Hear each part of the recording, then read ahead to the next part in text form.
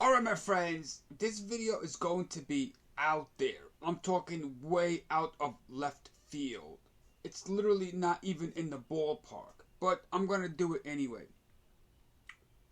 So, I was watching and listening to some, dude, how shall we say, an ex-Muslim who grew up his whole life as a Muslim, decided, you know what, I'm going to become a Christian now.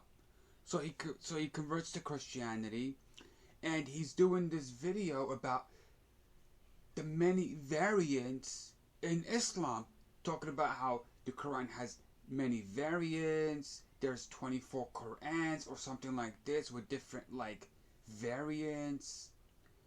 For those of you that don't know, this variant subject is a big deal in the Arabic, Islamic speaking Arab world, in the Muslim world, let's say.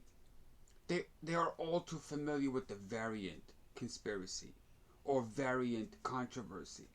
Anyway, so I'm in the live chat room posing questions. I'm saying, hey, when you were a Muslim, how come the variants and the 24 different Qurans didn't affect how you worship, how you pray, your basic core beliefs, and the 5 pillars, and how you pray, and how you fast? Basically, essentially, I was asking him, how come when you were a believer, you didn't have a problem with any of the variants? It was a non-issue for you. It didn't affect your overall theology. But now, since you decided to convert to Christianity, you're going to start calling out the variants. And then he started getting all mad, started, calling me a troll, and hey, you got to block this troll, right? But I'm like, I'm not trolling, I'm asking questions.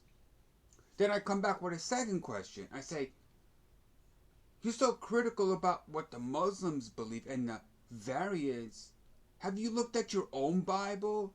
How many variants and different versions you have? You have Mormons, you have Lutherans, you have Pentecostals, you have Jehovah's Witnesses, you have Baptists, you have groups of, there's a sect of Christianity that doesn't even believe Jesus is God.